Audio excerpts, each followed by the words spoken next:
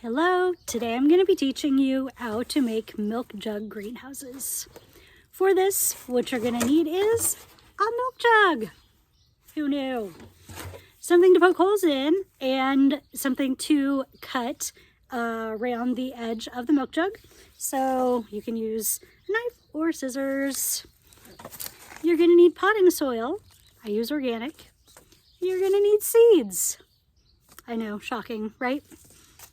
And you're going to need some kind of tape to fasten your milk jug greenhouse together, and water or fertilizer water, which is what I have for this round of planting. So let's get started. First, you're going to flip this upside down, and you are going to poke approximately 4 holes in it. Oh, this is complicated at this angle. All right, so poke, poke, poke. This is a very forgiving way to garden. So if you make them too big, it'll still be fine. If you make them too small, it'll still be fine.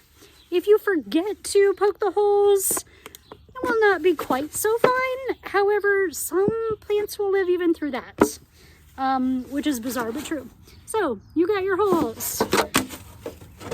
Next, you're gonna cut around, leaving enough plastic so that you can open and close this at will. So usually what I do is I cut it right beneath the handle and I cut it around. Now you can do this, and it's probably a lot safer with scissors, but it's a lot quicker this way, and I've got things to do, so you're getting it the quick way. So we're sawing. Hopefully this is not a gardening sent me to the ER video.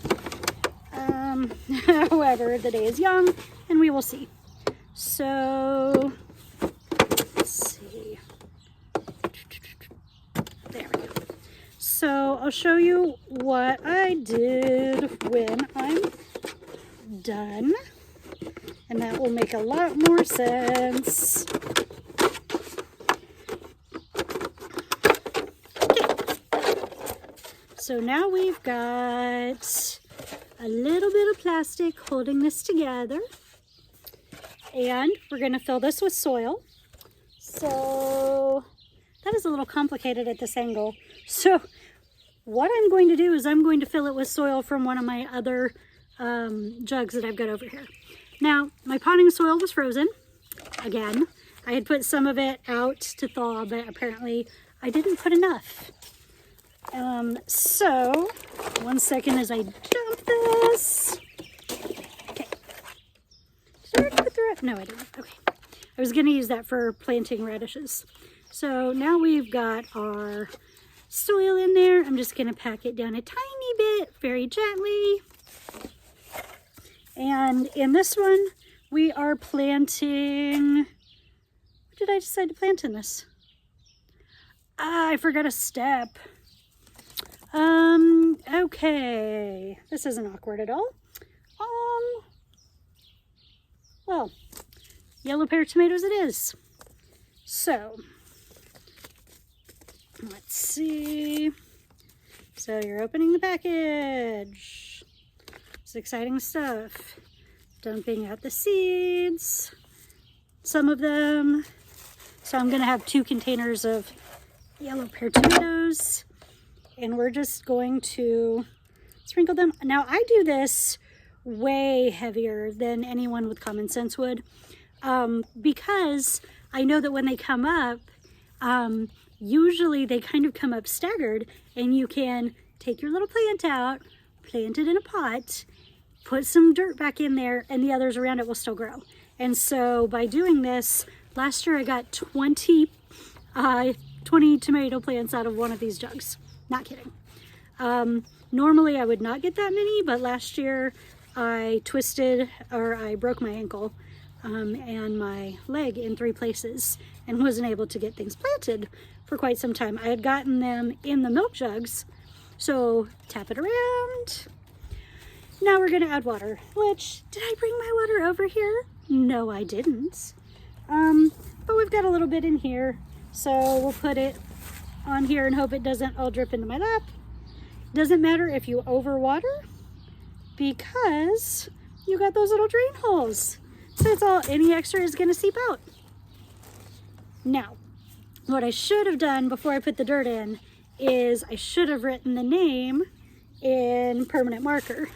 And what I do so that it doesn't get lost, so it doesn't wash out, is I do it on the outside and I do it on the inside. So you won't be able to, oh, it's dried up. I had it uncovered for a minute. Well, anyway, there's a Y. And then what I would do is I would flip it under, upside down, trace it on the inside. Clearly not today, because I left it uncovered too long. Whatever, it's fine. So next we're gonna get our duct tape. You can also use electrical tape. If this is gonna sit, if you're gonna do this inside, for like just starting your plants, for like lettuce or things that you're gonna harvest directly from the jug, you can use masking tape, but I would not do that outside.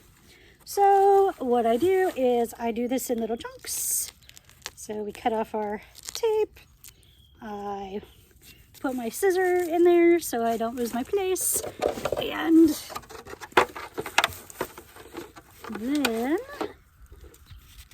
we're going to, ooh, this is really hard doing it where I'm making it so you can see it, but I myself cannot see it. Also, if you're wondering, Janet, why do you have on one glove and not the other? Won't your other hand get dirty? Yes, it will. But I dislocated my thumb, and so it is wrapped up, and getting it clean is complicated. So I figured this would be an easier way to keep that a little more sanitary. It's at the end of healing, I think, so hopefully won't be too long. I'm not going to show you as I do the next step, just because it gets complicated. But I will show you what it's like when it's all done. Okay, one more. And then, let's see. So it left, there's a teeny bit there that's like open, I believe. But you want it to be sealed because this system traps the heat inside, and it makes it just enough warmer that your plants are going to grow about 2 weeks before they would if you were growing them any other way. So because I am a perfectionist, I'm covering that teeny tiny area that was uncovered. And then I'm just going to leave this out until sometime in May. You can see the little area is all covered now.